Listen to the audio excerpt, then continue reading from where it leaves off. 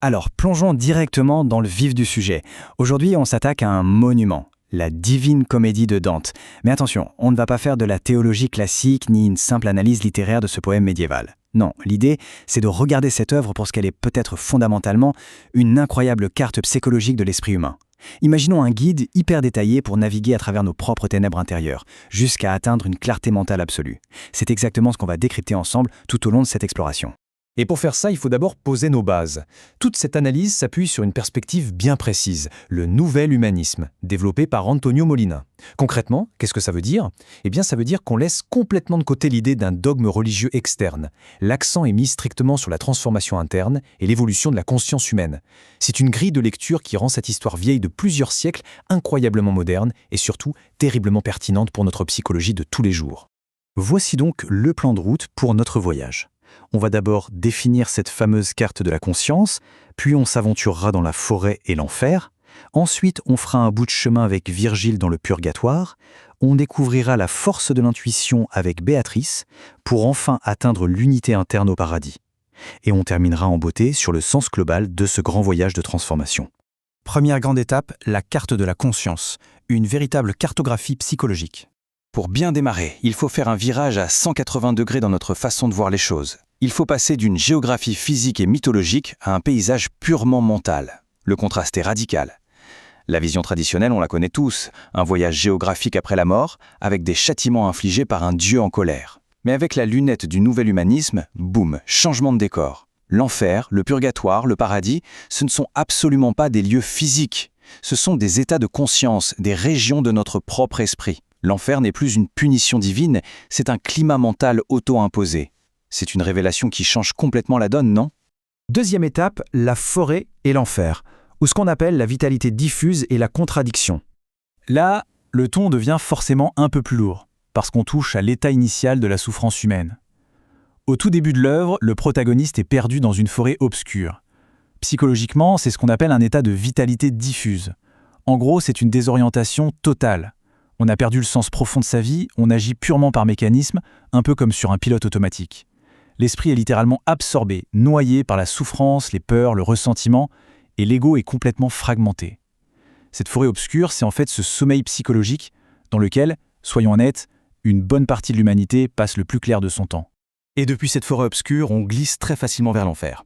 Sauf que chaque cercle infernal correspond en fait à une déformation psychologique bien précise. La colère, la cupidité, la luxure, l'orgueil. Ce ne sont pas des péchés qui attirent la foudre céleste, mais des déformations de notre propre énergie vitale. L'enfer représente ces moments où l'on est totalement bloqué par la violence et la contradiction interne. On est identifié à 100% à nos compulsions, piégé dans une boucle de répétition mécanique. C'est le blocage complet, l'impossibilité totale de se réconcilier avec soi-même. S'il y a bien une idée frappante à retenir ici, c'est celle-ci. Chacun porte l'enfer en soi quand il vit en contradiction. C'est d'une puissance incroyable. L'enfer, ce n'est pas un sous-sol rempli de lave, c'est l'enfermement qu'on nourrit avec nos propres contradictions intimes. Les damnés de l'histoire ne peuvent pas changer, tout simplement parce qu'ils refusent catégoriquement de lâcher leurs obsessions. Ils s'y accrochent. Troisième étape, Virgile et le purgatoire. Autrement dit, le véritable travail interne. Mais heureusement, on ne reste pas bloqué là. L'énergie change du tout au tout. Au milieu de ce chaos, le protagoniste rencontre Virgile, son guide. Mais attention, point hyper important, Virgile ne sauve personne. Il accompagne. Il représente l'observateur interne, cette petite étincelle de l'esprit qui s'éveille et devient consciente d'elle-même. C'est la boussole, la direction mentale. Parce qu'aucun sauveur extérieur ne peut faire le travail psychologique à notre place. Il ne peut qu'orienter l'esprit de celui qui cherche sincèrement à évoluer vers la bonne direction. Et ce travail interne concret, c'est justement le purgatoire. Fini le lieu de condamnation éternelle, bienvenue dans l'espace ultra-dynamique de la transformation. Gravir cette montagne, c'est fournir un immense effort d'évolution. C'est presque sportif. À chaque étape, il y a 4 choses à faire. Comprendre une erreur, puis se désidentifier de cette erreur, c'est-à-dire arrêter de croire qu'elle est notre essence profonde, ce qui permet de libérer l'énergie qui était coincée là. Et enfin, on gagne en unité interne. On se forge un vrai centre de gravité. La souffrance perd son côté absurde et devient un formidable outil d'apprentissage. Quatrième étape, Béatrice et l'intuition. Le passage vers le profond et le sacré. Une fois arrivé tout en haut de cette montagne du purgatoire, il y a un saut évolutif gigantesque qui se prépare. Parce qu'à un certain stade, l'intellect atteint tout simplement ses limites. Une vraie question s'impose alors. Que se passe-t-il quand la raison ne suffit plus ? L'analyse logique, la conscience de soi méthodique, c'est génial, ça nous a amenés jusqu'ici. Mais pour aller décrocher une véritable unité spirituelle, il faut carrément changer de véhicule. Et ce nouveau véhicule, c'est Béatrice. La raison nous a hissés au sommet de la montagne, mais pour plonger dans l'expérience interne profonde, c'est l'intuition qui doit prendre le volant. Béatrice, c'est ça. Ce n'est pas juste une muse romantique, loin de là. Elle incarne l'intuition spirituelle, l'inspiration transcendante, l'amour conscient. Elle est la force qui connecte la conscience humaine au registre du sacré, exactement là où la pure logique, les concepts et les mots s'arrêtent net.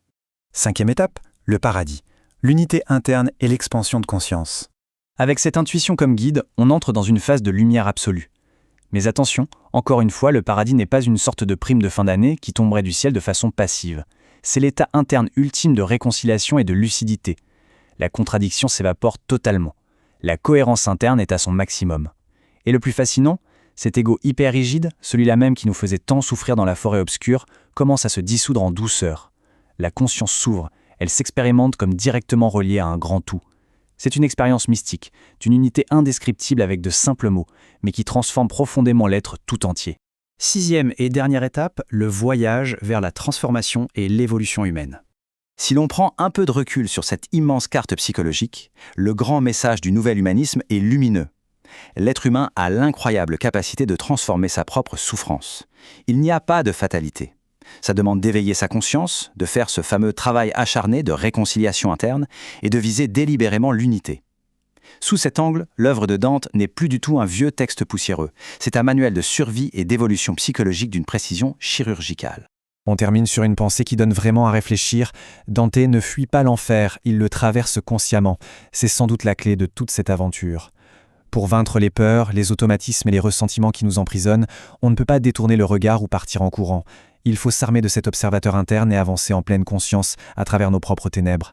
Et finalement, la grande question que ça pose, et si la seule vraie façon de sortir de nos enfers personnels, c'était d'avoir le courage de les regarder droit dans les yeux ?